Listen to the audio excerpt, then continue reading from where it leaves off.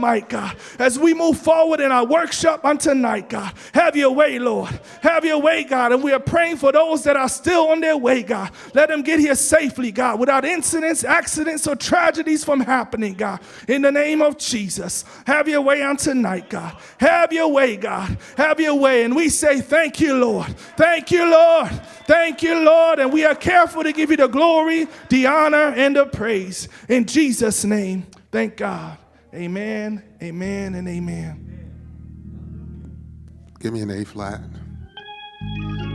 I just want to thank you forever and ever and ever for all you've done for me.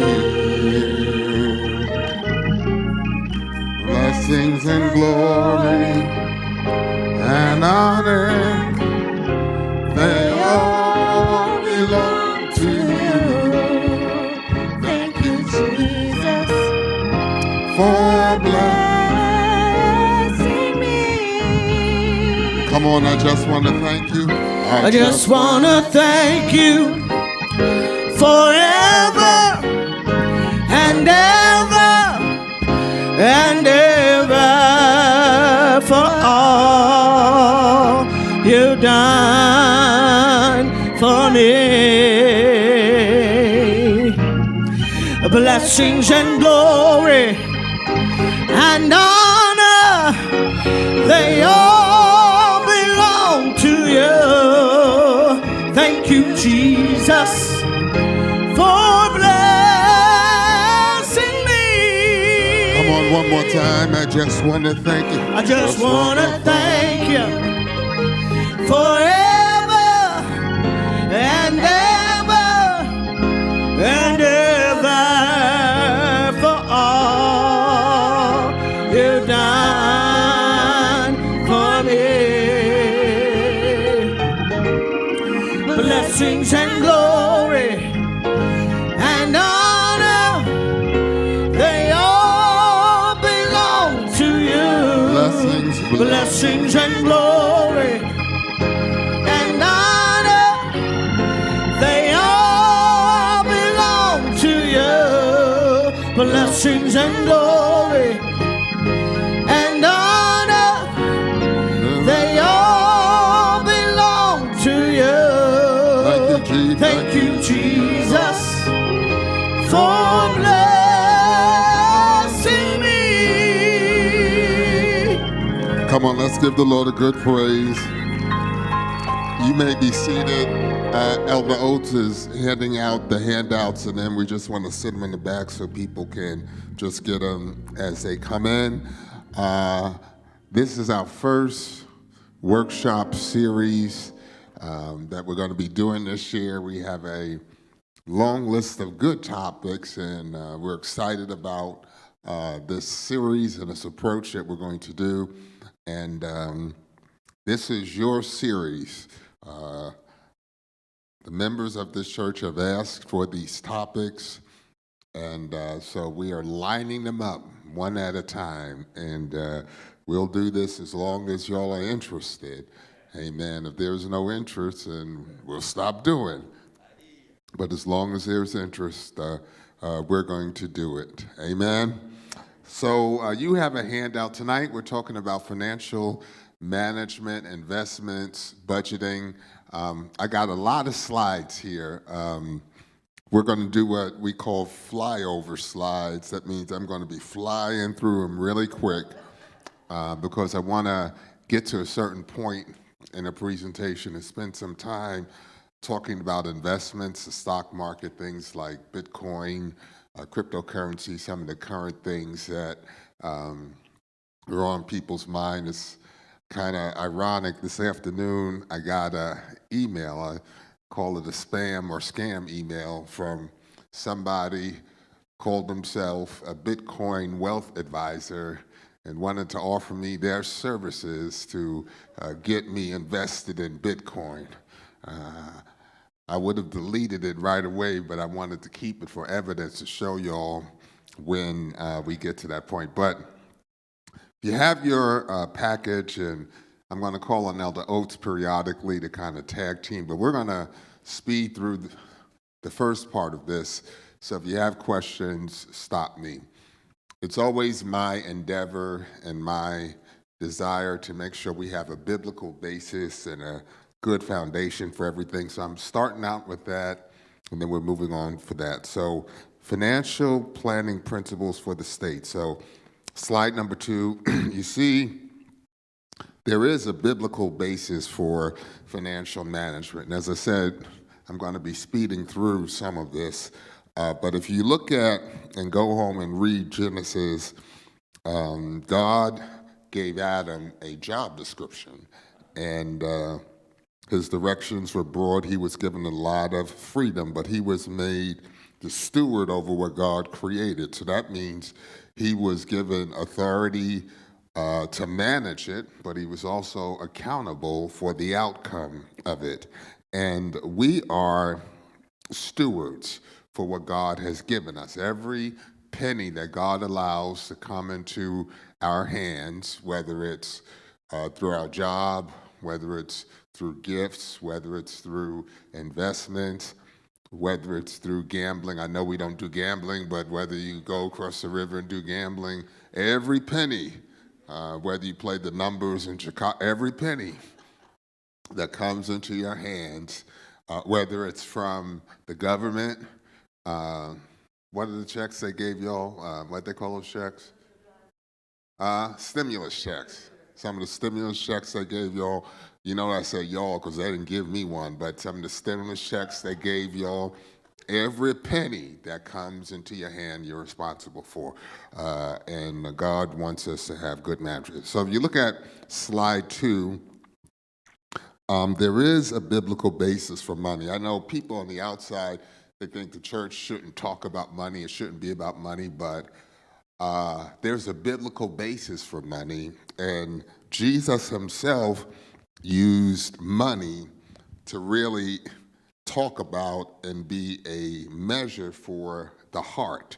So I'm not going to read these scriptures, as I said, I'm speeding through, but Luke 19, if you read that when you get home, Jesus judged the reality of the man's salvation based on his willingness to part with his money. Luke 3, there's examples of when someone was changed, really changed, their heart was changed, the way they handled money changed. I like Mark 12 because if you really read Mark 12, and I'm speeding through this, so I'm not taking the time to read it, but if you go home and read Mark 12 and read it, Jesus was watching what they gave. He was standing over the offering looking at what they gave. So you'll get mad sometimes when the preacher, we don't do it here too much, but when the preacher kind of stands up and, receives the money or whatever, Jesus was watching what they gave. And because he watched what they gave, he was able to say the widow gave more than everybody else because she gave out of her heart, and everybody else gave, relatively speaking, not what she gave. But the point is, he was watching what the people gave as a measure of their heart. If you look at that bullet point, it said money is a litmus test of true character. And how we handle money is a deep story of what forms in our biography. God is interested in how we handle what we do. And there's so many facets to that and tentacles to that. Certainly how we handle it in terms of managing our money, taking care of our bills and our responsibilities, not overextending ourselves, all of those things, not letting Madison Avenue drive you to get things you don't need when you can't afford it. All of those things are characters, not feeling, I know I'm being live streamed here, but we have a company that helps people when they're trying to buy houses or finance houses. And so we had a couple of situations recently where somebody was so anxious, I'll put it that way, about getting a particular home, they were really on the verge of making bad decisions about the home because they got so anxious about getting it. And we were trying to say, hey, there's other houses out there. A bad decision is worse than no decision. So you can make a bad decision and you got to live with it for 10, 15, 20, 30 years. No decision is better than a bad decision. But sometimes we get anxious, and that anxiousness really is a sign of a lack of faith. I believe that you could walk away from anything, and I've done that, and I've walked away, and every time I've walked away with a mindset that, hey, there's something better.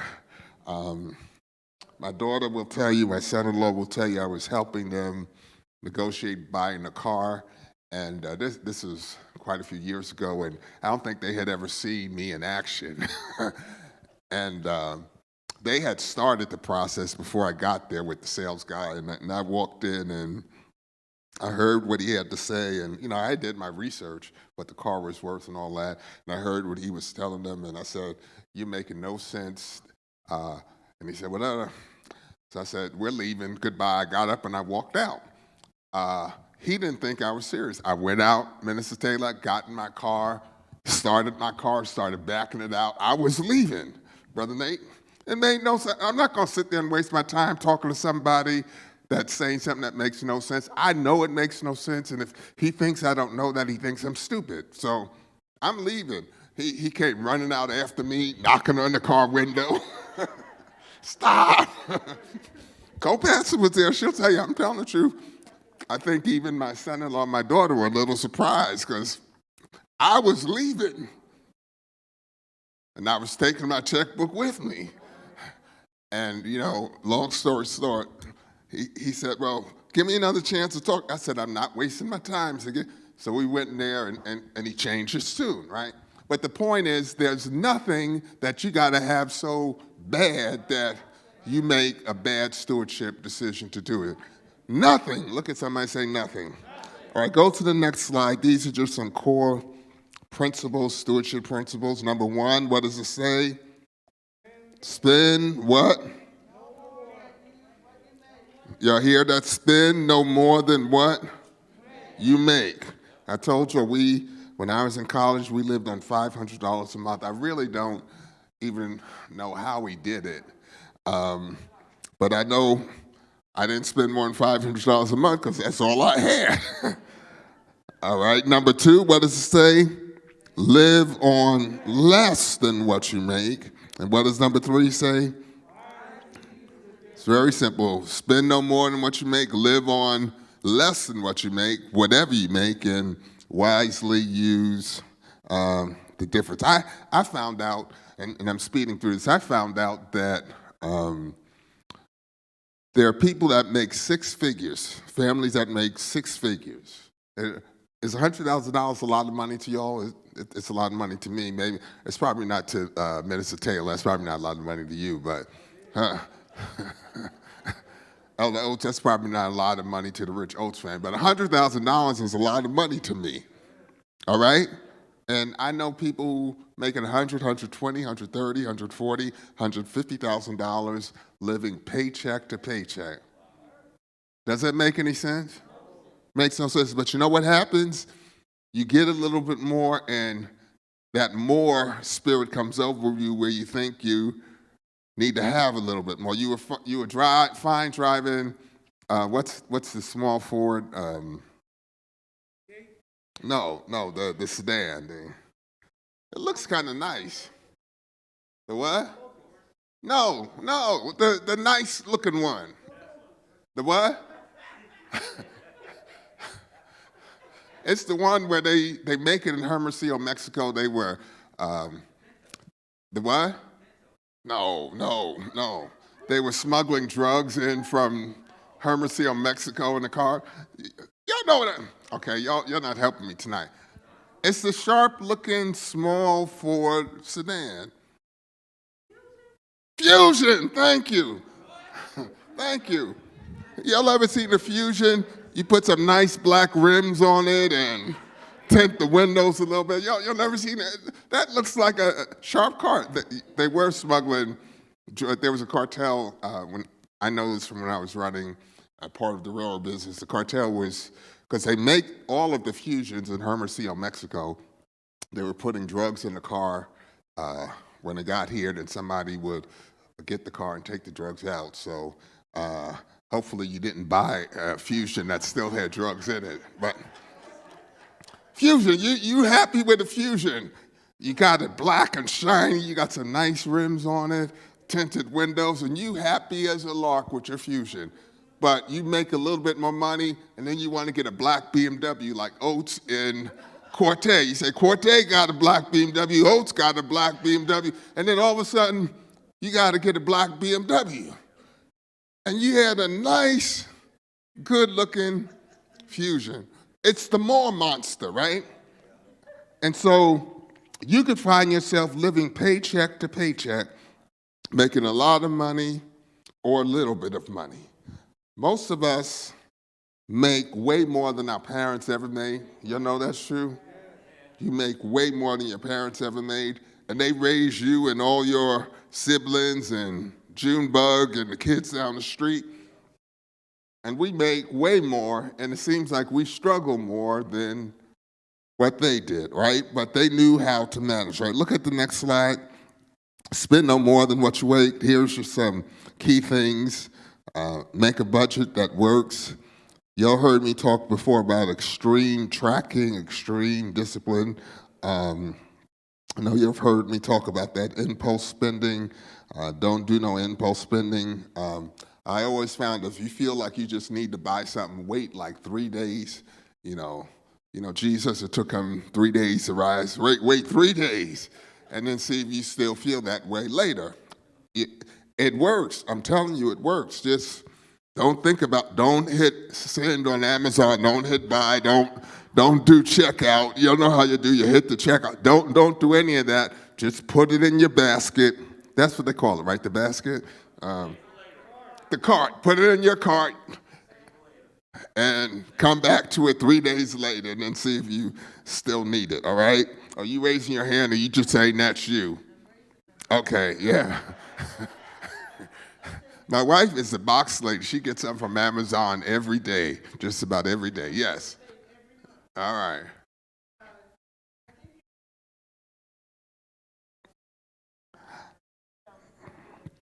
Yeah, I'll hit on that. So I do extreme tracking of spending. So every month, Brother Corte, every month, I look at everything that was spent. I actually do look at what my wife spends. Sometimes I got to close my eyes and say, oh, but I look at every month. Her bill is paid every month. She charges a lot of stuff to my credit card, so the bill is paid every month. But Mother Gardner, I look at everything. People think I'm crazy, but I look at everything. And if I don't understand, I had a charge that was $10 and something, and sometimes I have thousands of dollars kind of running through my account, and I had a $10 charge. I went to the bank. I made them explain what that was. Yes, I did. The lady said, she said, I think it's this, but you should call this 800 number and check it out. And so it was fine, Corte, but yes, I did. I want to know, because my thing is, if you're going to charge $10, something might be there where the next time you want to charge $100 if it's not right. So track your money. Use Quicken, QuickBooks, Excel, do something. And if you track what you spend, you will be surprised what you spend, and you will. I started tracking when I was sick. My wife started ordering a lot of stuff in, from Bakers and Grubhub and who are those guys and the rest of the delivery guys, DoorDash, all of them. And so I started tracking what they charge. It's an insane amount of money. If you think about kind of all the deliveries that you're getting and you add it up, it's hundreds of dollars a month. You probably don't realize it, but it's hundreds of dollars a month. But if you track it and you see that, then you can make a different decision. Now, you may still decide to order because you want to get in your car and drive down to the pizza place, but at least you're armed with the decision of what you're paying. I track what I was spending in gas with my cars. And that's part of the reason you'll see me driving my electric car. I like driving it, but I realized I was spending $300-400 a month in gas. You know, I had the big truck and the big engine cars, Minister Taylor. That's a lot of money. I know for y'all that's not a lot of money, but for me, I'm a retired guy. $400 a month in gas, that's a lot of money. So, you know what? My gas bill is way down because now I don't have a gas bill when I drive my other car. All right, next slide. Oh, the last bullet on that former slide, don't pay unto others what you can do yourself. Mowing the lawn. Last time I talked about that, I talked about cutting your own hair, doing your own hair, and y'all shouted me down, so I'm not going to say that anymore. But y'all can go to the barbershop, Elder J, and you can spend like $25, $30 every time you go to the barbershop. Or you can get, a razor and, right? You're laughing at me, but I'm serious, right? Don't pay unto others what you can do for yourself, all right? Live on less than what you make. We spend a lot on phones. I know phones for most of us is a necessity, but you can look at the plan you have. Certainly, insurance is a necessity. You could look at, I'm going to talk about insurance a little bit later in terms of insurance brokers and packaging and all of that. Internet. Some of us have a lot of different things. We have Hulu, we got Spotify, we got Disney. What are some of the other ones? Netflix. What is that?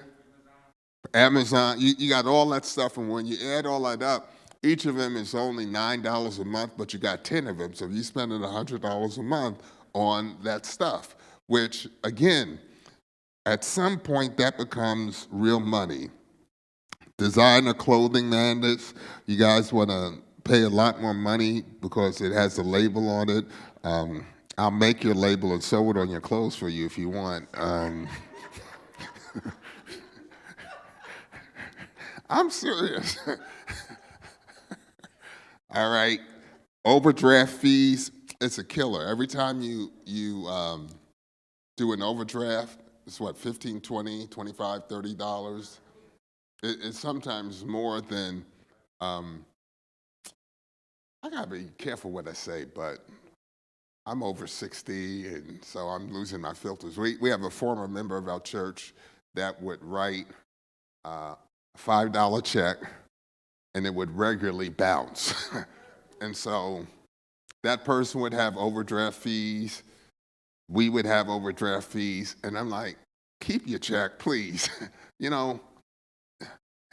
If you're not tracking where you don't know you don't have $5 in the bank, there's something else wrong, all right? But am I right, Elder Oates? Regularly would bounce $5 checks. Don't pay it to others. Food, dining out. We spend a lot of money dining out. Somebody say amen. A lot of money. I took someone to lunch last week, and it was $50 for lunch, And, I thought about it. I'm like, that's a lot of money. I could have gotten the number 11 from Jimmy John's for a lot less.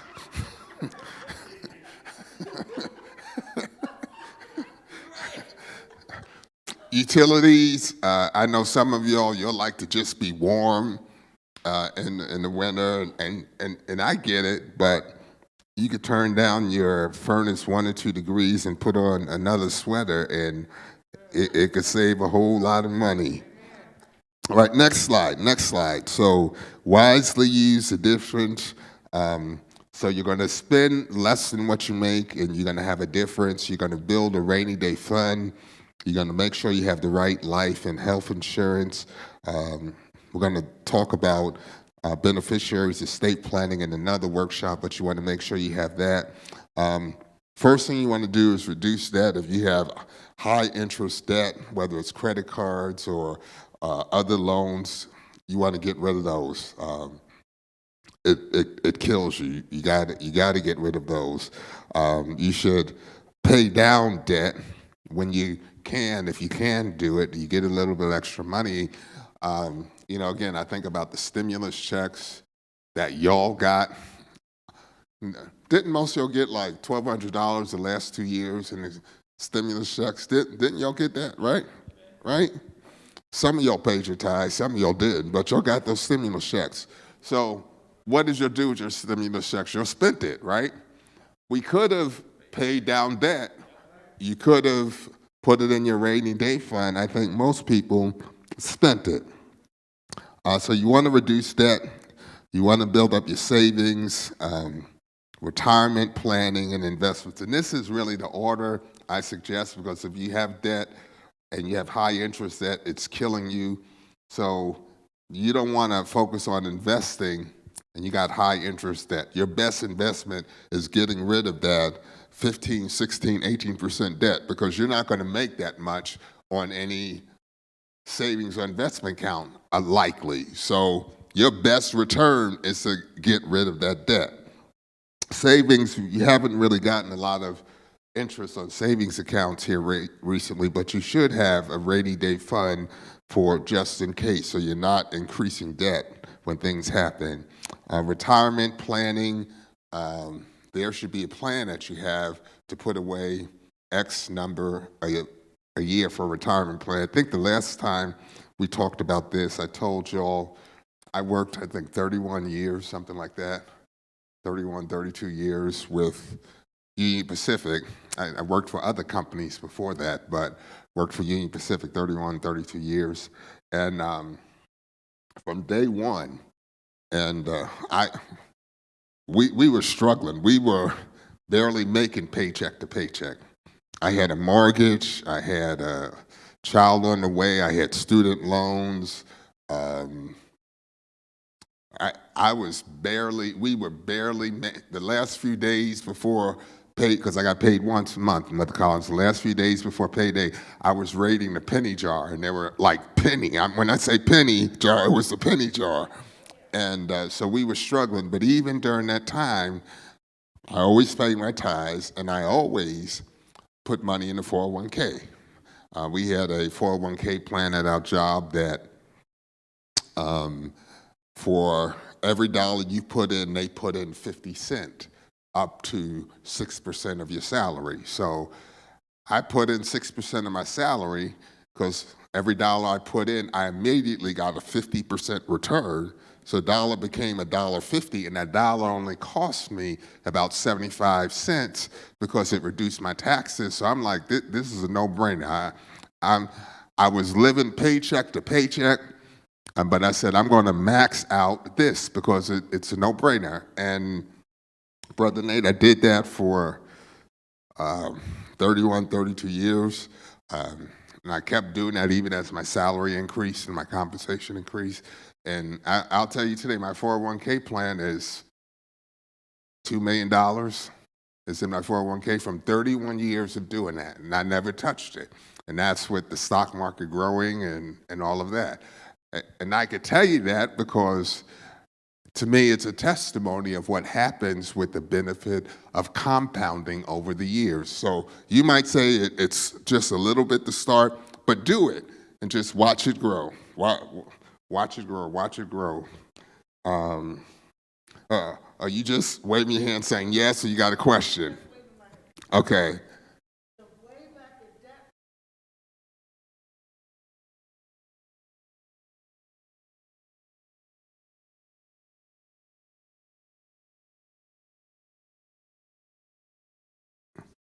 Yeah, so for any consolidation, you have to do the analysis. And so you look at the debt you have, the interest rate that you're paying, and then what they're going to consolidate your debt at, and if that's going to save you money. So there are companies that will save you money by consolidating, but you got to look at it, because sometimes when they consolidate, they extend the life of the debt out, and so you end up paying more even though it's a lower interest rate.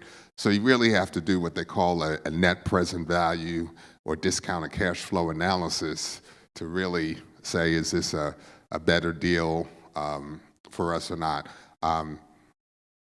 We do have a company, you and I, we do have a company where we provide that kind of service for people, but we always make sure that they're better off before than what they were, or they're better off after than what they were before, because we look at the present values and saying, this is what it's costing you today, we're willing to do this. And so the reality is, and don't get me off track, because we got a long way to go in a short period of time to get there, but the reality of it is,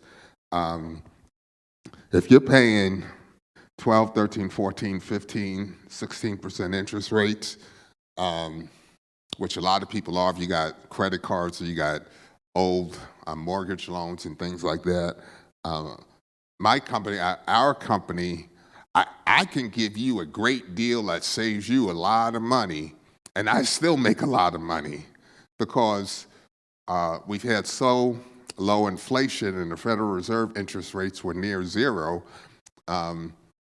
They're charging you 14, 15, 16, 18%. I could charge you 4% and save you all kinds of money and still make a lot of money, because the Federal Reserve rate was near zero. So, you know, and that's a business model we have, all right? And it also is a ministry where it could help people get out of a bad situation that they're in. So I'm not trying to market, but I'm saying if you're in a bad situation, you know, give us a chance to talk to you. We may not be able to help you. You may scare us. We may run away. My partner and I, we have this saying. This thing is not working right. My partner and I, we have this saying where we say, okay, it's time to lace up our sneakers and run. That means we've heard enough. We're taking 2 steps to the rear and we're getting out of here. We kind of have this signal where we say, all right, lace up your shoes. That means, okay, we've heard enough. That's it. We got to go on. But that is an opportunity. If you're dealing with somebody who's willing to save you money, you can save money with that. All right? Next slide. So there are lots of accounts and investments, checking accounts. You should have a free checking account. There's no reason for anybody not to have a free checking account. If nobody else, many credit unions will give you free checking accounts. And many checking accounts, you need minimum balances to get free checking accounts, and you may not keep that minimum balance in there. But there are a number of credit unions around town that are open to you, and many or most of them will provide free checking. CDs, certificates of deposits, those haven't been very beneficial with the low interest rates. IRAs, let me just take a second and hit that. There are different types of IRAs, individual retirement accounts, where you could set up your own retirement account that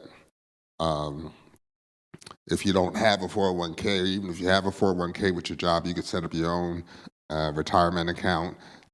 There's a traditional, there's a Roth, which is limited based on income and limited based on the amount you can give. And there's something called a Sep Ira. That's a self-employment IRA.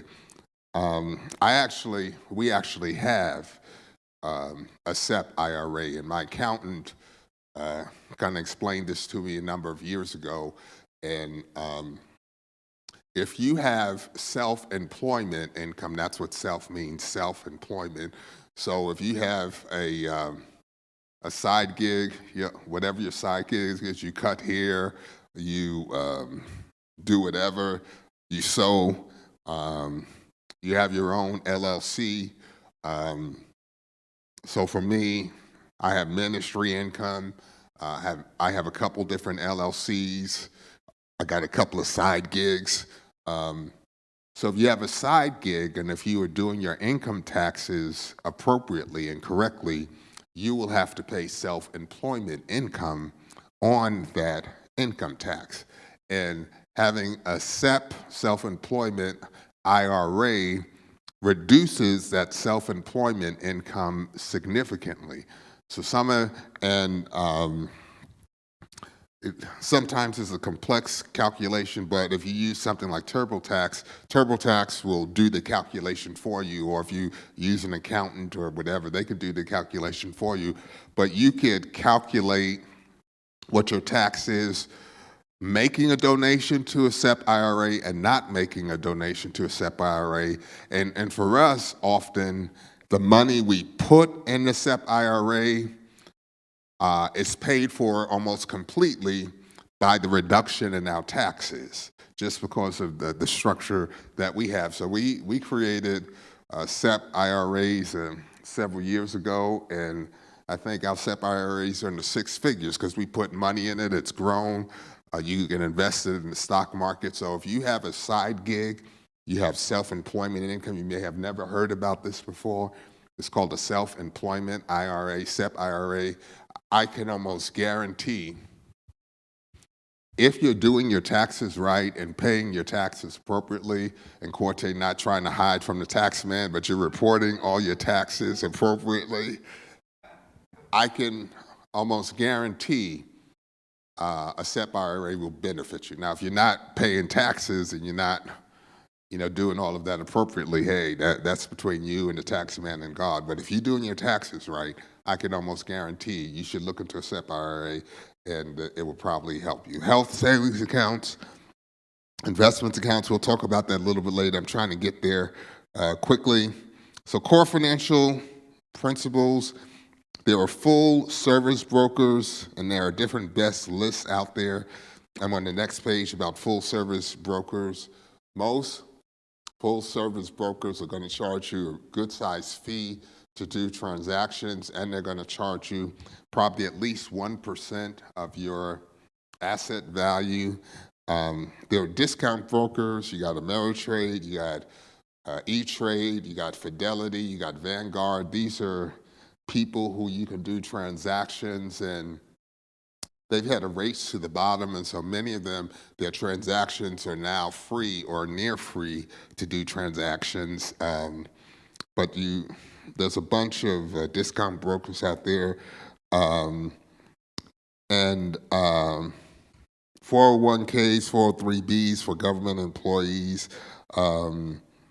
Stocks, I'm going to give a definition on these things: stocks, ETFs, bonds, mutual funds, options, futures. The point is, these are resources available to you that you should have some knowledge about. So let's go to the next page. So stocks. Here, a stock is, and you might hear people talking about stocks and bonds and ETFs, and what does that mean? So a stock is where you actually own part of a company. You're a shareholder, you're an equity owner of the company, along with maybe millions of other people. And because you're an owner of the company, as the company grows in value, if they grow income, you as an owner could get dividends. That's when the company pays out a percent of their income to their owners every year.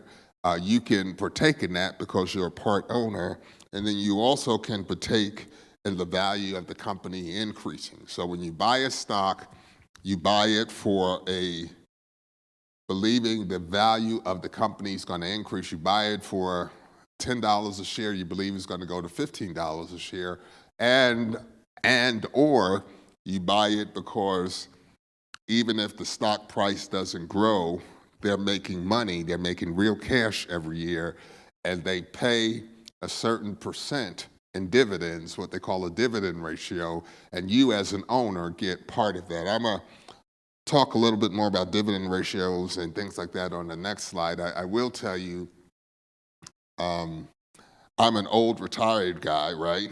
And so, and Elder Oates and I, we talk about this from time to time.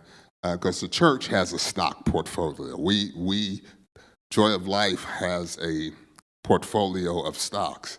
And so we talk about what do we do, how do we manage that, and right now your pastor is very conservative, so I'm not into, all those high-flying stocks that y'all like to buy. I buy conservative stocks, Mother Weddle, and so my philosophy, adults will tell you, my philosophy is I want to buy a stock where the PE, the price-earnings ratio, is at least 25 or less, and preferably 15 or less. That means the price of the stock divided by the earnings they make each year. That ratio, like I said, I want it to be 15 or less. Some of y'all, what's a stock that just crashed last week? Facebook. I think Facebook had like a 55 PE ratio, 55. The stock price was 55 times what they were making. And I'm like, y'all could invest in Facebook. I'm not, I haven't, and I'm not. So for me, I want it absolutely less than 25, preferably less than 15.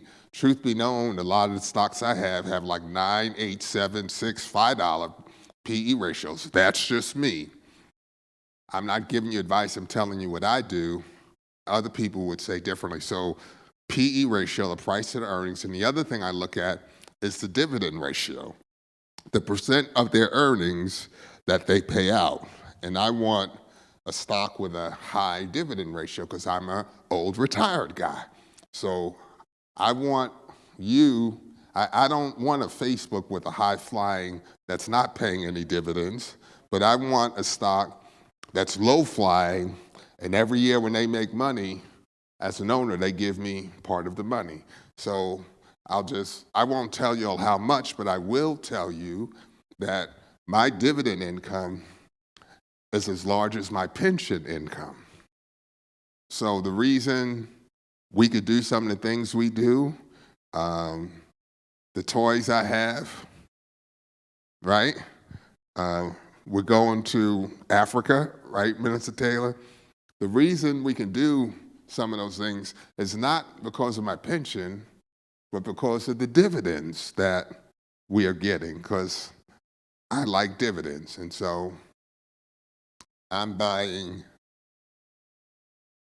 Sometimes I'm reluctant to say things, but then I think I need to say them. And so you said don't say it? No, I'll say this. It's okay. You can yell at me later. So I preached last week about I'm still glad, and I said I was still glad even though AT&T crashed on me.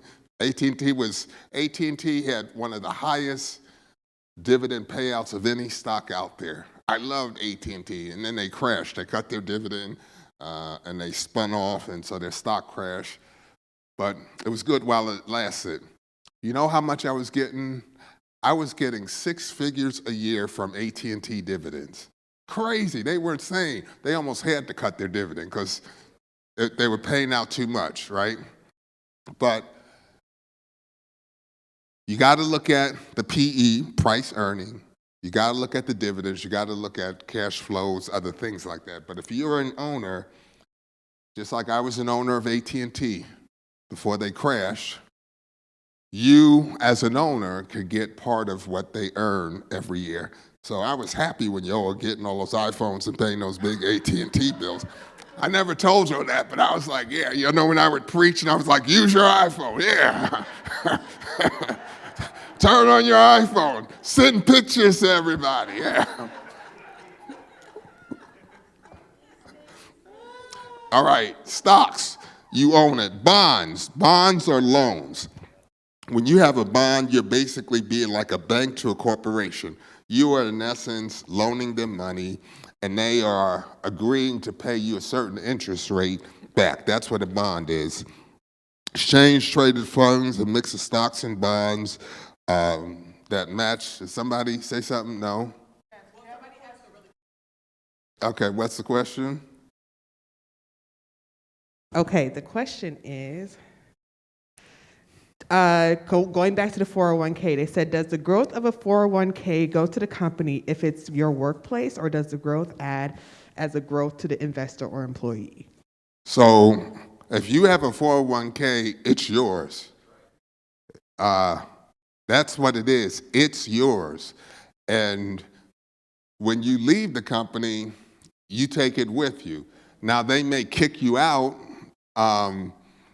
So if the company is paying for the fees of a 401k with Vanguard or Wellington, something like that, if you leave the company, they may kick you out and make you roll over your 401k to something else where you have to pay your own fees, but you own it. It is yours. It's not the company's, it's yours. So when I put in $1, that cost me about 75 cents or 80 cents, and the company put in their 50 cents, that $1.50 was mine, okay?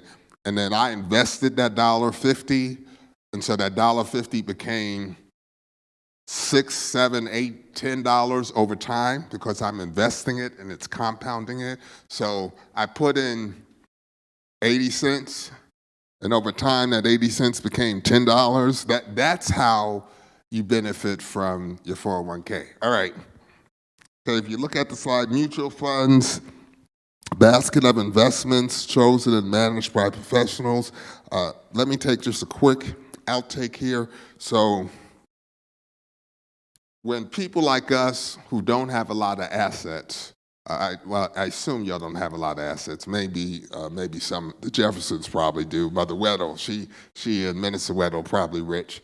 But for most of us, let's say if you have less than $500,000 in net worth or less than $250,000 in net worth, let's say $500,000, because a lot of us have homes that may be worth something. But so let's say you have less than $500,000 in net worth. When you go to a full-service broker or an investment professional, all they're really going to do, they're going to charge you 1%, and all they're really going to do is put your money in mutual funds. They're not going to manage your money. Trust me, been there, done that, seen that movie.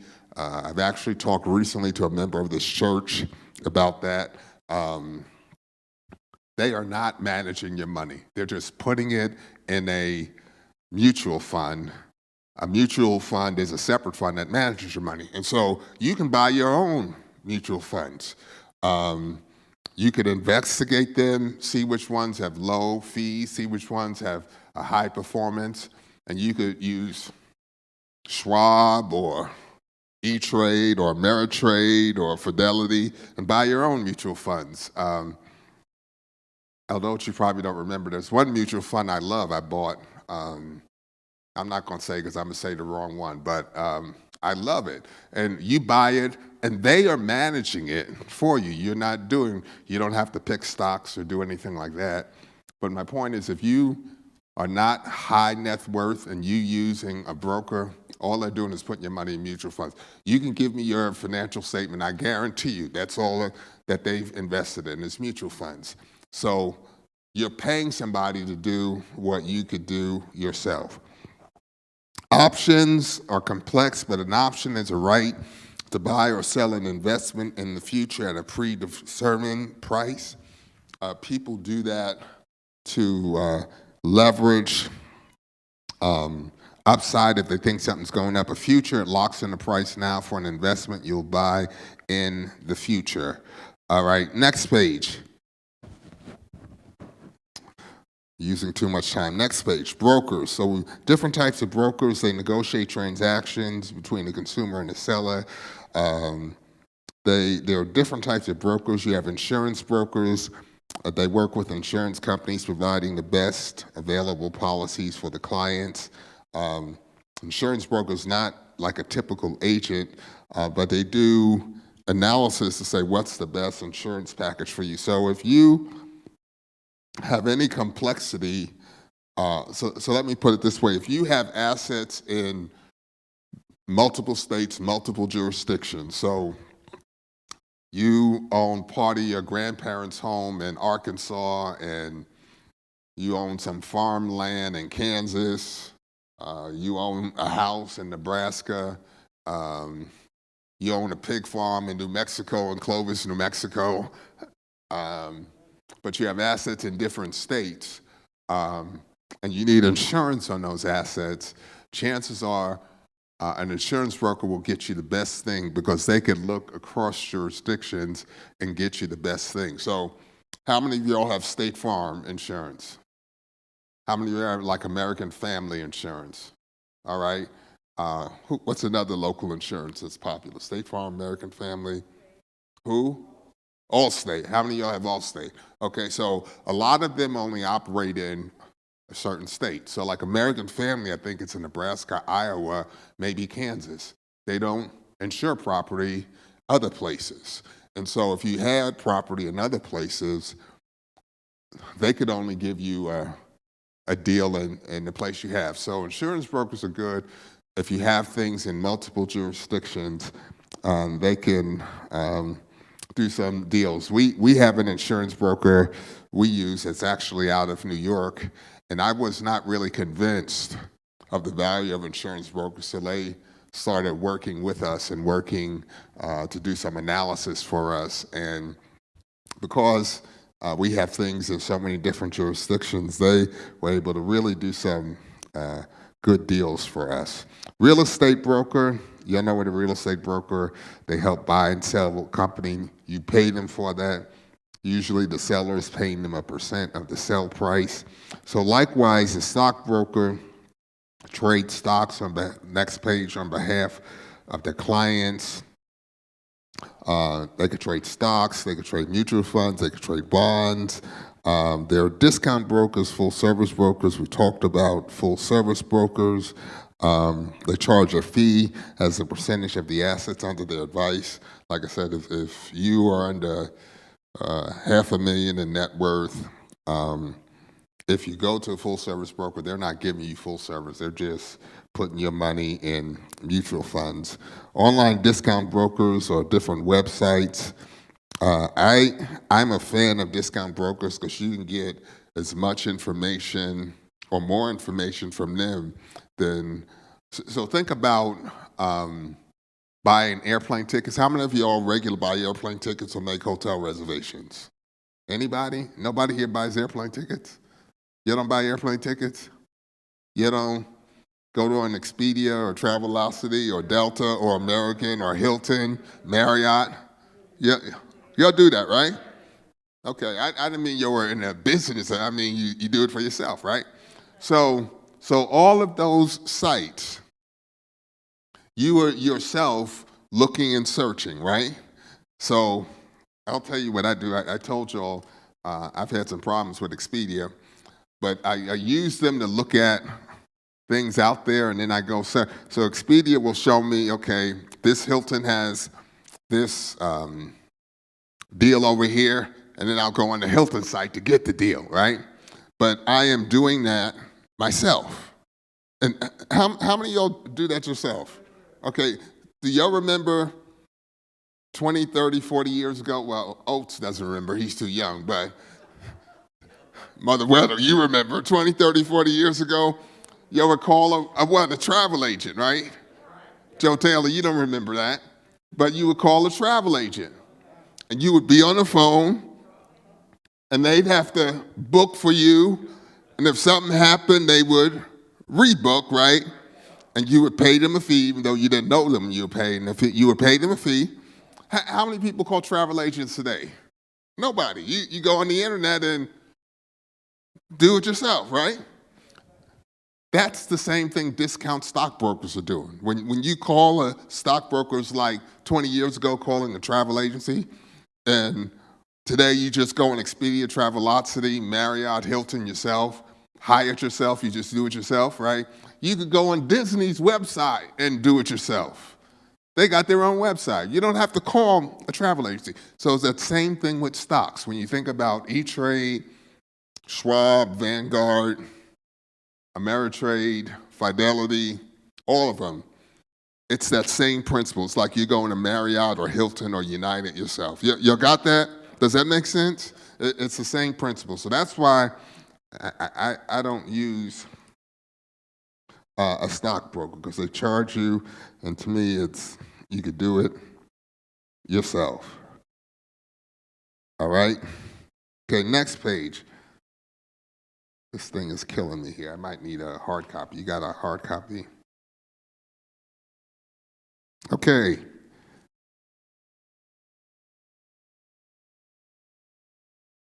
Okay, I'm still trying to get to the point I want to get to. All right. So core financial principles. Next page. What is something worth? You can find out what something's worth with the stock equity valuation. You look at the earnings of something, and then they say, what times earnings would you pay for something? So when you buy a company, we partnered with somebody to buy a company in Illinois, and we looked at what the earnings of that company was, and then you factor it, you say, okay, for this industry, you pay 8, 9, 10 times earnings when you buy a company. So that's how you value something. I had somebody, a member of our church, was looking at, I think, buying a restaurant or something like that. And so my first question is, how much money do they make? I said, I don't know, I just want to buy. No, you figure out what they make a year, and then you factor, okay, there's 8, 9, 10 times that you say, if they're making $100,000 a year, you might say, okay, I'll pay $800,000, $900,000 for that. If they're making $10,000 a year, that's only worth $80,000, right? So that's part of how people value companies when they're buying companies and deciding to buy entities. So Corte, if you want to, buy, I'll pick on Joe Taylor. Joe Taylor, you want to go into business, buy your own store. You want to buy your own Walgreens. You want to say, how much are they making a year? And then you factor in, okay, I'm going to pay X times earnings for the valuation of that company. Discounted cash flow. I've been talking, I want to drink. Are those, can you take like 2 minutes and explain discounted cash flows to them? So what you're doing, a discounted cash flow, as Bishop said, you're basically looking at the earnings. How much is the company bringing in, in terms of how much are they making, selling, books on Amazon, whatever. Each company, they bring in a certain amount of revenue. So you're looking at the revenues, you kind of project them out into the future. So for instance, Amazon, let's just say for us, they make a lot more, but let's, for example purposes, say they bring in $1,000 a month. Now you say, okay, well, how much are they going to bring in over the next couple years? So you want to project those out into the future. Does that make sense? You want to project those out into the future. Now you have all of these earnings, the next year, the third year, fourth year, all the way into, in infinity. But then also you want to, at that point, bring those cash flows back, saying, hey, I want to have at least a required return. What is a good return that I want to make on that investment? In terms of the risk that I'm also having in making that investment. So let's say, for example, I usually use 15% as an example that I want to make as a minimum return for me being a part owner of Amazon. So, that's the minimum that I want to make. So you have your cash flows, but now you want to bring those cash flows back into the present. So as of today, how much am I willing to spend for those future earnings that Amazon is going to be bringing in the future? So you discount those back and say, hey, okay, at this point, it's 200, let's say 20 million as an example. 20 millions is the present value of all of those cash flows that I'm expecting to receive in the future. So you see, there's a risk with that, right? Because is that guaranteed that they're going to be making those cash flows? No, but you have to make those projections to at least kind of have the basis. And what helps you out with that calculation is that return rate. So they call it the discount rate. So that 15%, because that's kind of letting you know, okay, that's my minimum return. So we say, hey, 20 million, that's your projected value of the company. But then also you want to have what's called a margin of safety. So now you projected that and you determined or you valued that at 20 million. However, would you be willing to pay those 20 millions? No, right? Because there's a lot of uncertainty in that. So what if I say, well, you can have it for 10 million? That a good deal? The future, all those cash flows are worth 20 million, but you can buy it at 10 million today. That's a pretty good deal, right? I mean, because you already have the uncertainty in that discount rate of 15%, plus you're getting it for a margin of safety of 10,000.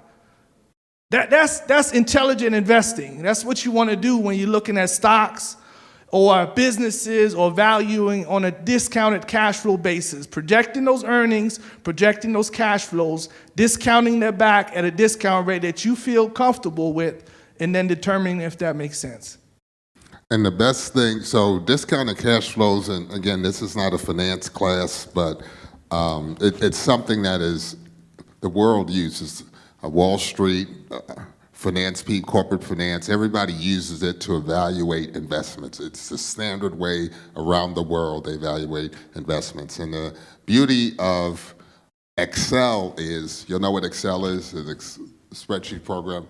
They have functions. There's a function that is actually an equals PV, which is the equals present value function, where you could do your own cash flow analysis. So if you wanted to buy a new pet store, Brother Brett, and you wanted to say, what is it worth buying this new pet store? You say, okay, they're making this much each year.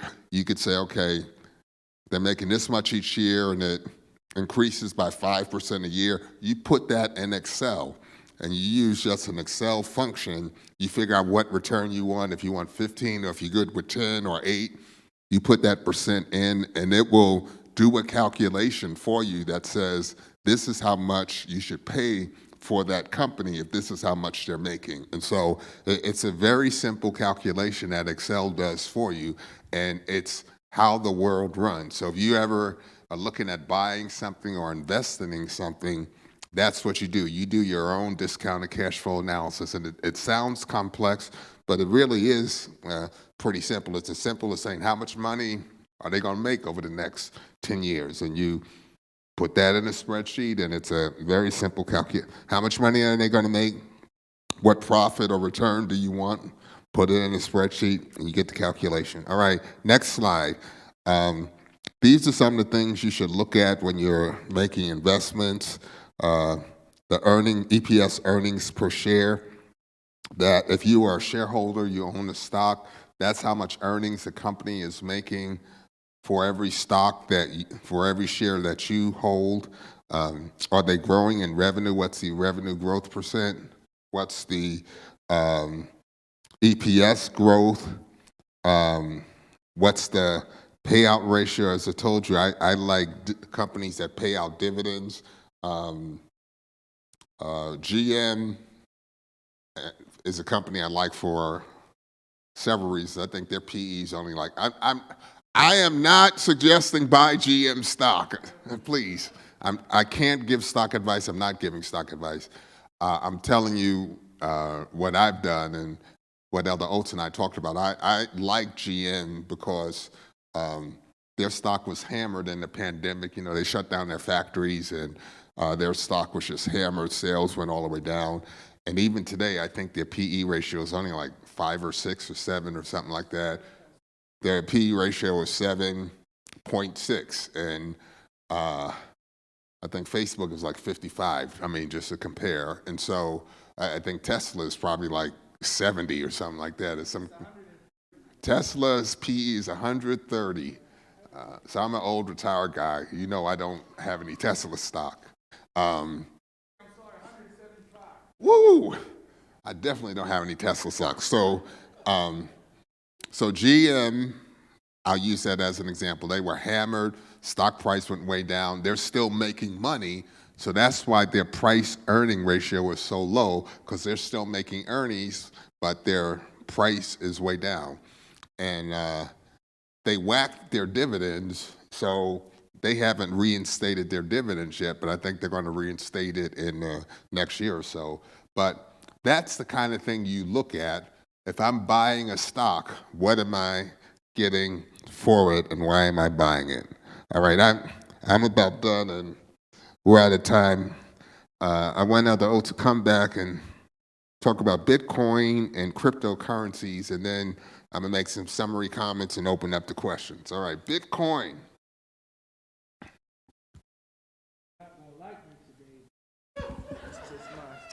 And again, we're not giving investment advice or anything like that. You still make your own decisions. But when we're looking at Bitcoin, first of all, you're looking at Bitcoin, and overall, they call it blockchain. You may have heard the term blockchain, cryptocurrencies.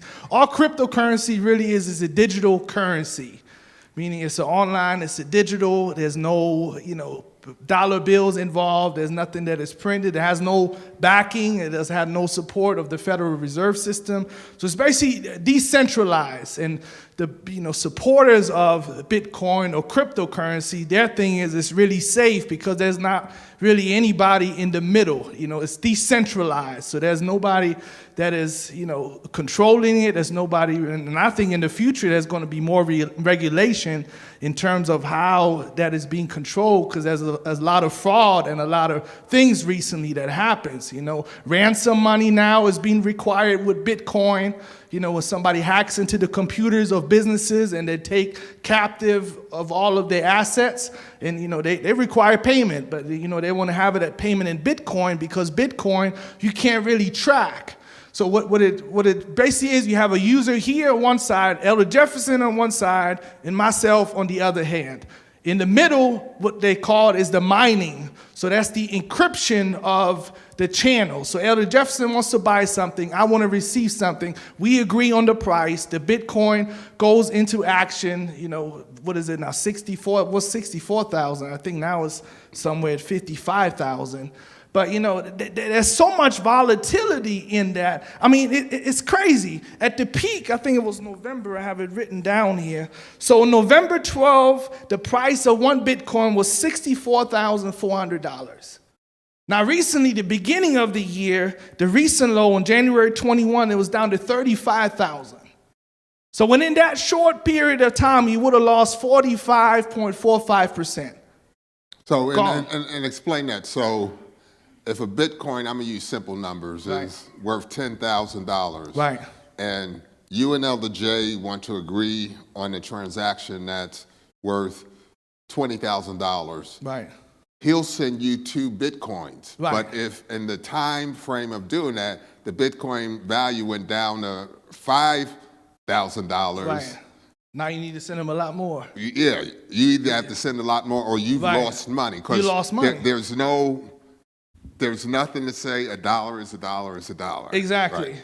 So a lot of supporters, they say, well, it's a lot safer. But would you want to buy something where you have $1 today, but tomorrow you don't really know what you're going to have?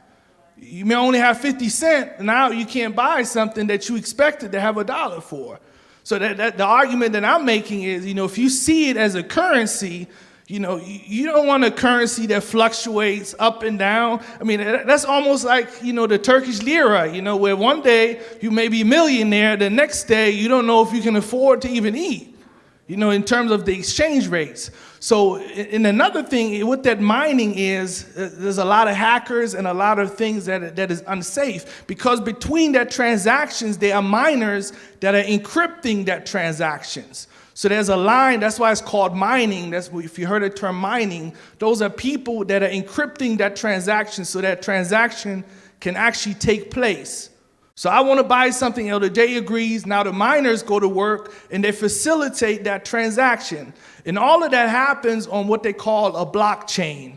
So that is the overall where that transaction takes place. So if I want to buy something, I go to the bank, I get the money out, I get my $50, I want to buy something, I give it to Elder Jefferson, that transaction is done. But with Bitcoin, it's not that simple, because you can buy something and that transaction takes place, but yet there are miners that have to facilitate that transaction. And there is no intermediary that regulates that transaction.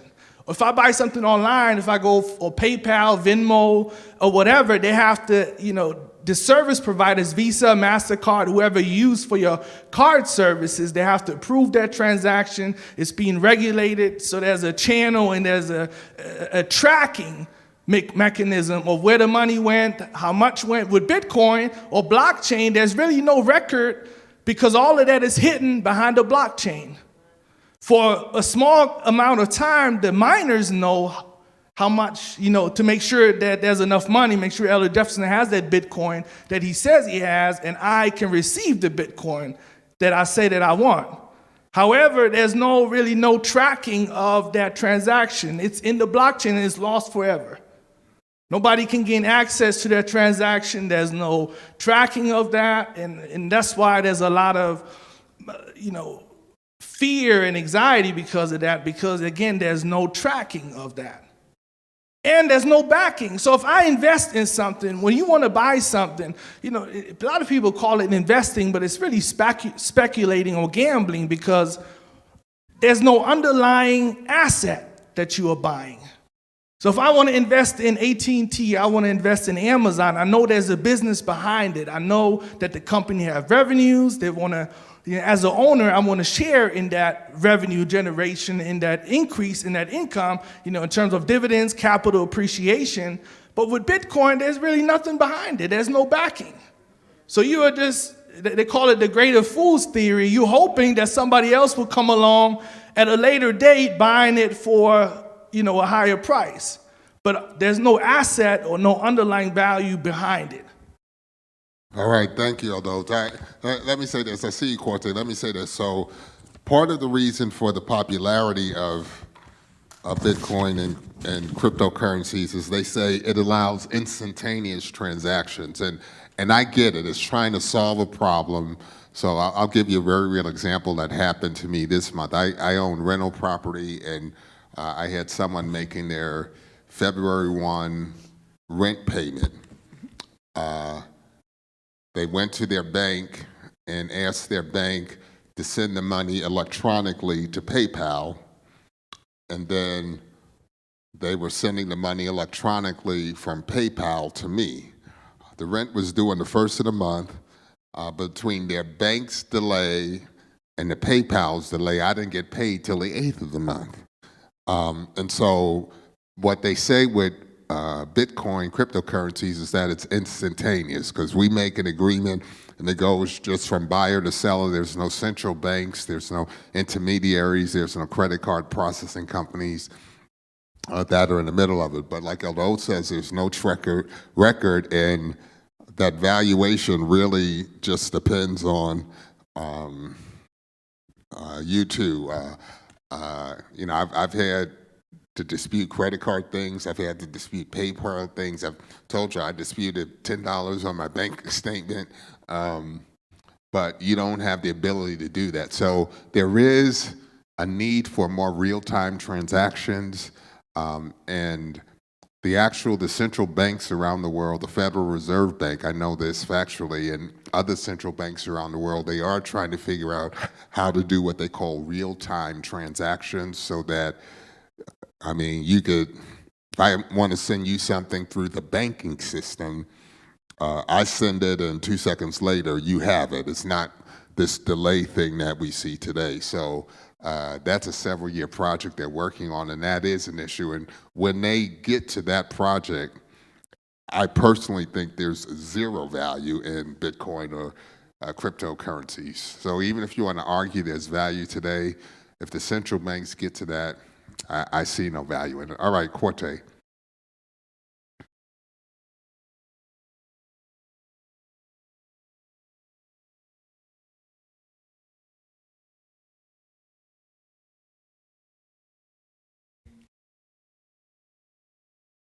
I haven't seen those around town.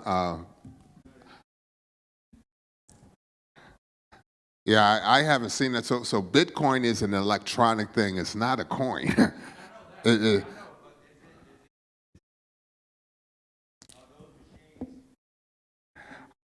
So I haven't seen that, so I don't know. What I would guess is that those machines are acting like a computer terminal. If you don't have a computer terminal at home, it's basically saying, we can be a computer terminal for you to allow you to do the transaction. That's what I'm guessing, but I haven't seen that, so I can't say for sure. But it's all electronic transactions. It's I was going to say fake money. I'm not even sure I would call it money. You're sending somebody an electronic signal, and you're basically saying that electronic signal is valued at this much, and so it's worth it to pay for what I'm selling to somebody. I mean, that's really what it is. All right, questions on anything we did? We did a speed class tonight. We wanted to give a lot of overview stuff. Questions? Yes. Yes. All right, questions? Use the microphone. So I'm very disturbed about the Bitcoin and the crypto coins and those things, because it seems that people who are really struggling are looking for a way out and buying that. Would you advise that even if you were looking into it, it wouldn't be something that would help your budget? It's something that you're looking to, something extra. People are looking into them and trying to claim, just like the question, it's not connected to any money. So it's just electronic. But would you advise that people on a day-to-day basis, this is not the way to get out of debt? Yeah, so let me answer it this way. I started the presentation tonight kind of with a biblical basis. We're to be stewards and be wise with our money. I find that we, and I'll put the we, often are overly susceptible to what looks like get-rich-quick schemes. You know, we hear something that we think will get rich quick, and the reality is there's little to no get-rich-quick schemes. You know, I disclose my 401k value, but that took 30-something years of consistent, even when I didn't have it, I'm putting the money in there, all right? So there's no, if you hear get rich quick scheme, you should run. Elder Oates and I were talking about a situation recently where somebody wanted to offer somebody, I think an eBay business, an Amazon business for $40,000. You could start an Amazon business for $20 or whatever it is, $50. That's all it takes you to register. You want to start an Amazon business, that's all it takes you to register. Then you got to work it to make it work. But somebody wanted to have somebody buy an Amazon business for $40,000, right? And the person was like, maybe I'll get up the money and do this because I hear Amazon helps you make money. No! Can I use you, Elder Oates? I'll say, I'm going to use Elder Oates. He might get me later. So, Elder Jefferson, you remember we had the bishop's giveaway? And I gave away all the equipment. Y'all remember that? That was what, about a month or so ago? So y'all took what y'all wanted, and then what was left over, Elder Oates asked me, he said, can I take it and sell it on my eBay business? And what I said was, he said, I'll sell it on my eBay business and give the money to the church. I said, no. I said, if you take it and you do the work to sell it, you keep the money. Just pay your tithes, right? And so he took the equipment. I think y'all helped him load it up in the truck, his car. He took the equipment, and you selling it, making money. You paying your tithes. All right. Oh, Courtney's selling it, right? You getting the credit, but Courtney's selling it, all right? But he's doing, y'all gotta, you package it, you take pictures of it, you make it look all nice and pretty, you put the right lighting on it, and you clean it up, you wax it up, you do the work, and you making money, right? So there's no get-rich-quick scheme. There are ways to make money, but you gotta work at it. All right, you got another question? So there's two quick ones. This first one is quick. They said, what is your opinion about Edward Jones? And I think it was going back when you were talking about the different companies. Yeah. And then the second one I'm getting in trouble here. I'm about to say that, it was loaded, but it's okay. We can skip over that one. The second question is, what would be the safest way to roll over 401k if you are retiring? Okay. So the second one is easier. The first one has fraught with political waters. So it's easy to roll over a 401k. You just decide who you want to roll it over to. Like I said, I would roll it over to any discount broker. Ameritrade, Vanguard, Schwab, Fidelity, E-Trade, all of them have 401k accounts. You open an account with them, and it's as simple as going on the website, clicking, I'm rolling over from this account to that account, and it's done. It almost can't be more simple than that. So that's very, very, very, very easy. Edward Jones is a full-service stockbroker, and like I said, full-service brokers will charge you money to manage your money. Most of them will charge at least 1%. Some of them will charge maybe more. If you have a lot of net worth, and I'm talking about in the millions of dollars, you could probably negotiate them down to charge like 0.5%. But that's what they are charged off the top. So if let's say you have $1 million portfolio you want them to manage for you, they're going to charge 1%. 1% of $1 million is $10,000 a year. So every year, whether they do one thing for you, 0 things for you, or whatever, they're going to, off the top, charge you $10,000. That takes right off. And then a lot of the structures, they charge you to do transactions, and they charge you, sometimes in the fine print, they might charge you for part of the profits that they make for you if they make you profits. That's their business model.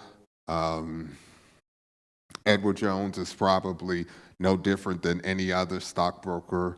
You can full-service stockbroker out there, and there are many out there.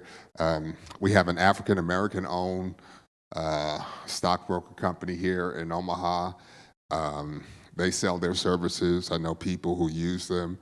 I mean, if you have very high net worth, and I'm going to say over $10 million net worth, and you don't have the time or interest of kind of doing things yourself, and you pick the right person or the right stock brokerage company, it might be worth it because they will give specific attention because you are very high net worth, okay? But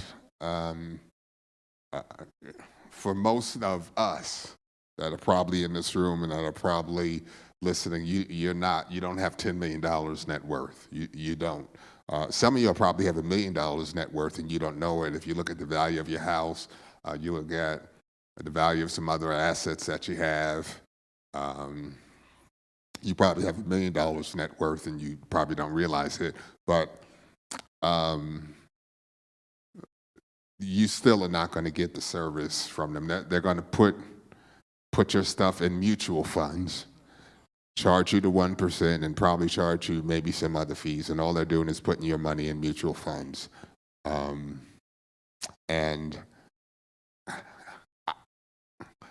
I have an Ameritrade account, I have an E-Trade account, I have a Fidelity account, but I love Ameritrade.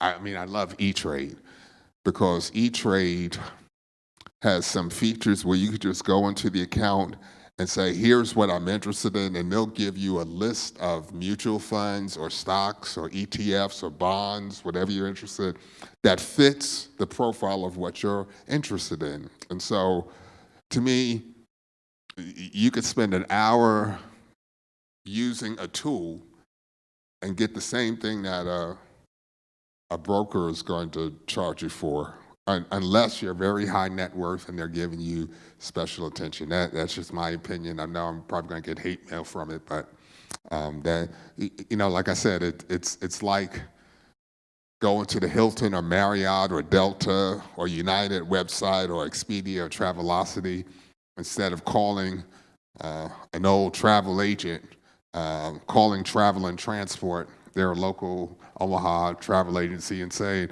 hey, would you book this for me? And they're going to charge you. And you could have looked on Travelocity or any of those websites and did it yourself. So that's my perspective. Send in the hate mail. All right, any other questions? Yes. If you have left an employer and you have your 401k, is it best to roll it over into an IRA, Or should you just leave it if you see that it's growing? Should you just leave it as is, or should you just roll it over into the IRA? So like I said, sometimes your employer will force you out of the plan.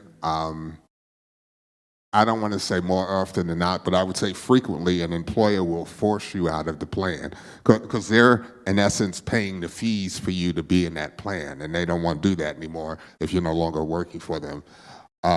If they force you out of the plan, you have to roll it over into an IRA or another 401k type of plan, or you'll have tax penalties. So you have to roll it over.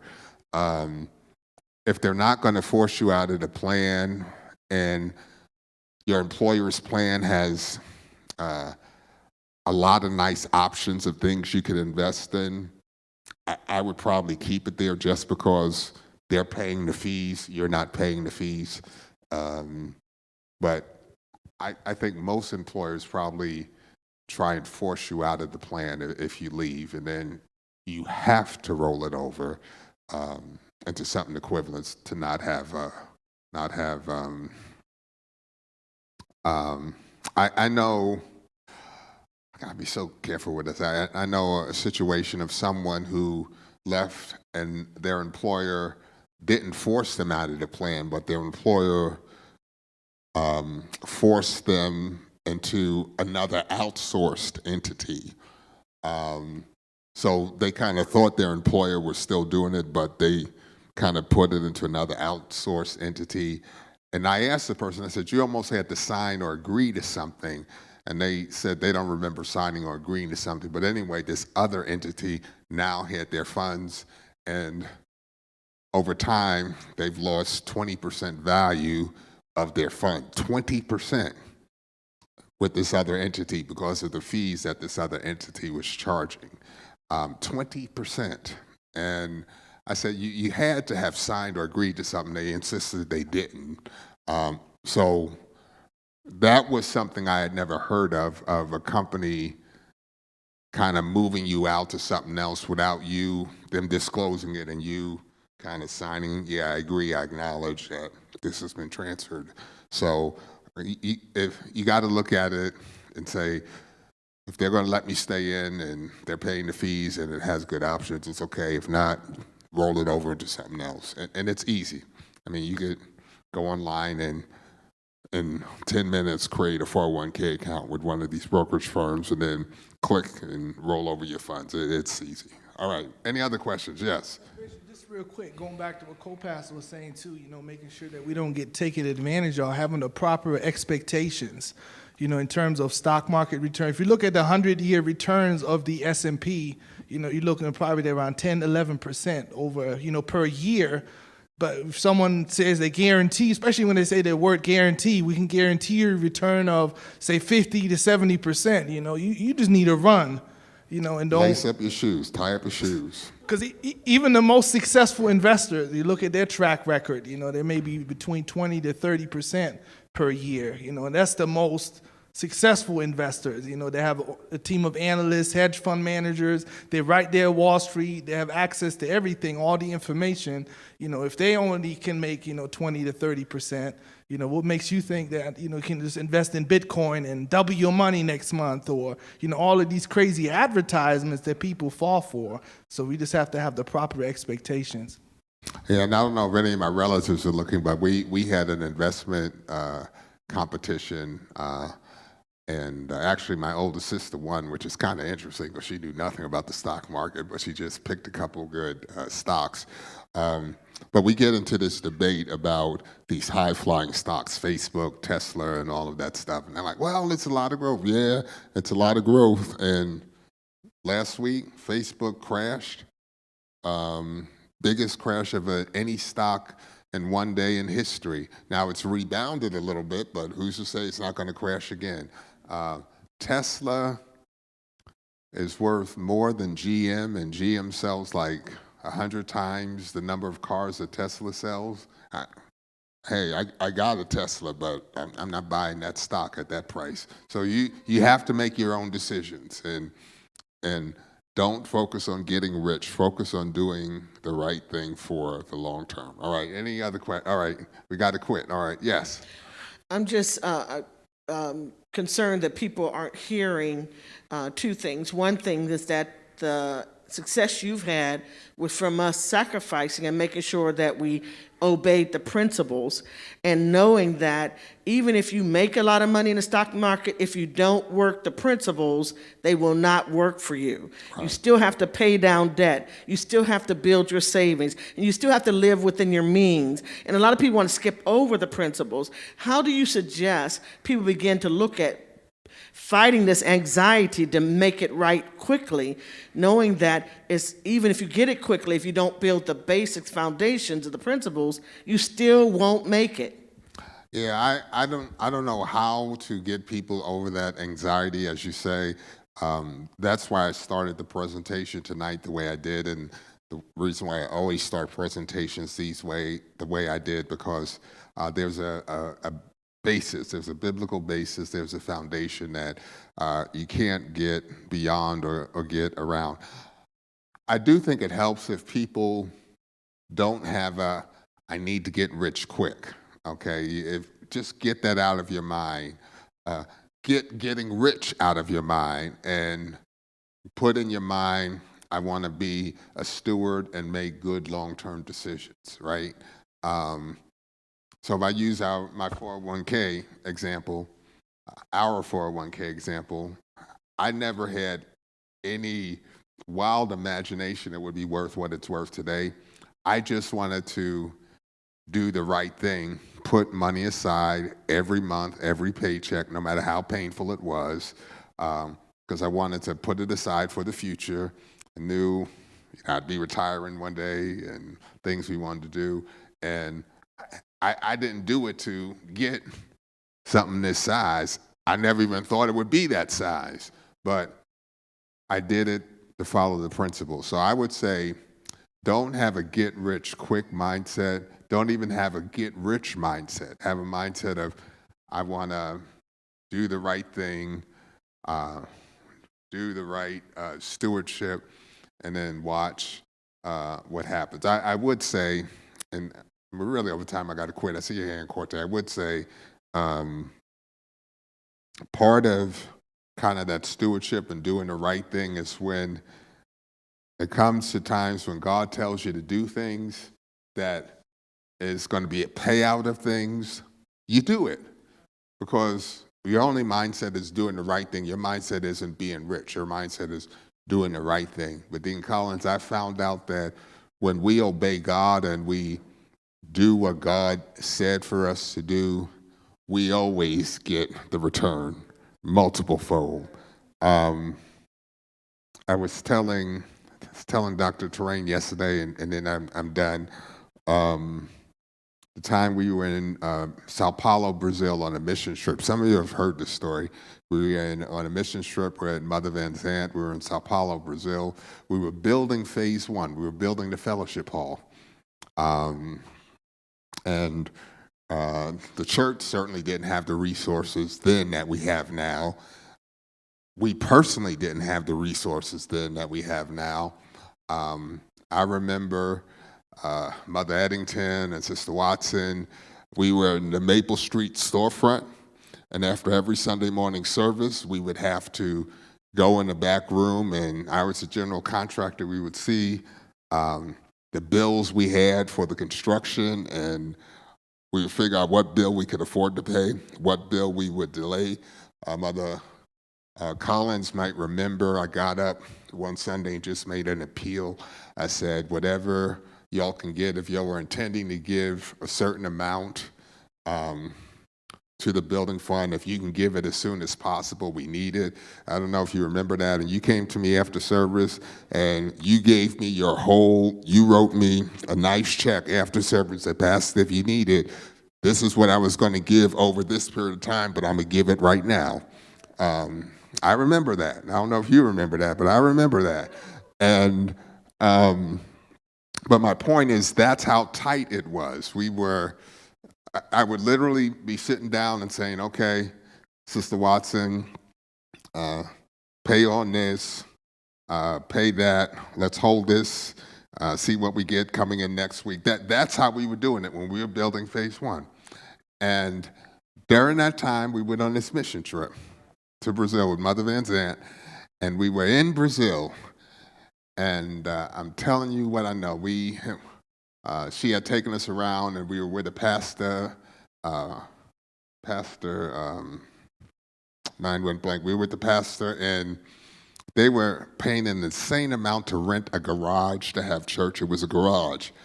And they had gotten a piece of land there in Sao Paulo, and they took us by the land to see the land. And I said, this is the land we're going to build our church, but we have no money to build. And I heard the Lord clearly, Brother Brett, I heard the Lord clearly standing out on that land. He said, ask him, what does he need to get started? And the Lord said, whatever he says, give it to him. So I'm telling you, we're trying to build phase one. Literally every week we're trying to figure out how to pay the contractors. The Lord said, ask him what he needs. Whatever he says, give it to him. I'm not telling you, I heard the Lord clearly, so I told Mother Vizanda, said, ask him what he needs to get started. It took him a while to understand what the language, because he really didn't understand. But when he finally understood what we were saying, he said he needed 40,000 Rias to start, which at the time was 20,000 US dollars. I actually said, because I knew we had that in the bank, to pay the contractors. And so I called Sister Watson. I said, Sister Watson, I need you to wire transfer $20,000 to Brazil. Y'all know Sister Watson. She said, Pastor Butler, are you okay? And somebody kidnapped you?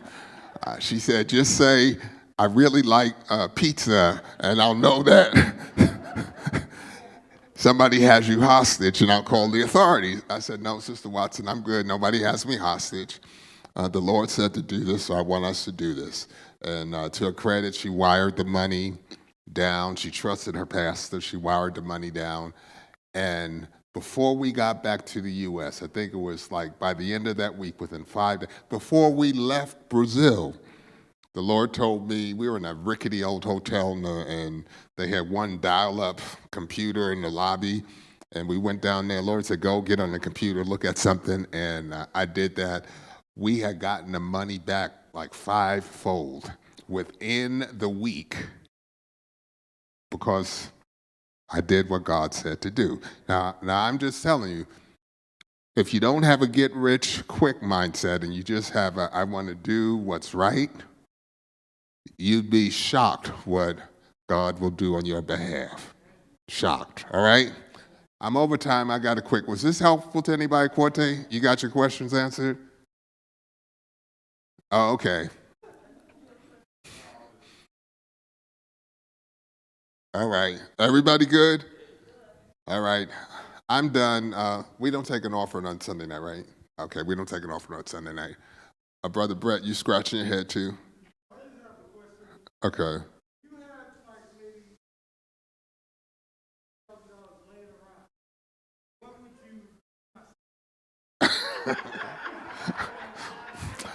We're going to meet in the parking lot and rob Brother Brett after service. You'll meet me in the parking lot. We're going to take him down, take his money.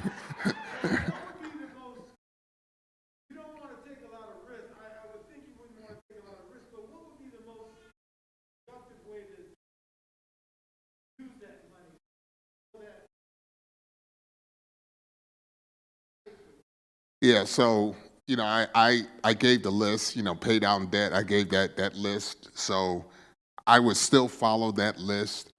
If I had $150,000 laying around, and let's say I had debt, high interest debt, the first thing I would do is take a portion of that and pay down or pay off that debt.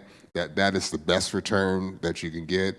I would take a portion of that and I would sock it away in like a savings account for a rainy day fund. And then I would take a portion of it and say, okay, let me do some low risk investment. So I'm making this up, but if I had $150,000 and I had high interest rate, I'd probably take $50,000, pay off debt, take $50,000, sock it away for a rainy day fund, and then say, okay, let me take $50,000 and put it in the stock market and start learning how to do things, something like that, but it kind of depends on how much debt you have and all of that stuff. I am a believer. So if you got a low interest mortgage, you got a 3% mortgage, can I pick on you, Elder Oates? You just refinance. What percent do you have? He's got a 2.85% mortgage. You keep that mortgage, right?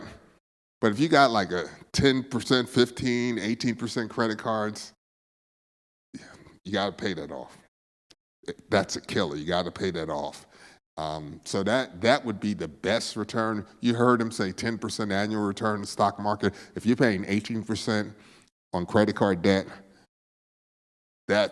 and you pay that off, you made 8% more than what you would make likely in the stock market. So that's the first thing. You should always have a rainy day fund. Always have a rainy day fund. And then, like I said,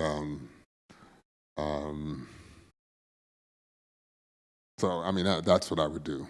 All right, I'm done. I'm way over time. Okay, come on, let's stand to our feet. We're going to dismiss. Was this helpful to anybody? All right, so we will do a part 2 later down on in the year, but I just wanted to do some foundational stuff for part 1. And y'all need to give us feedback because, again, we're doing this for you based on what you said you were interested in, all right? Now, God, we thank you, we bless you, we glorify you, we magnify you. There's none like you in all the earth. We thank you even for the opportunity to come together and share and to learn, to get wisdom and understanding of things that perhaps we knew or we didn't know. So we thank you, God, because you said in all thy getting, get an understanding. So we thank you. You are the source of all wisdom. You said if we acknowledge you, you will direct our path. And so we know in all things, whether it's financial decisions, business decisions, economic decisions, we know in all things that you can direct our path. And so we bless you, we glorify you, we magnify you in this place. Take us safely to our homes and have us peace in our homes. In your name we pray. Thank God.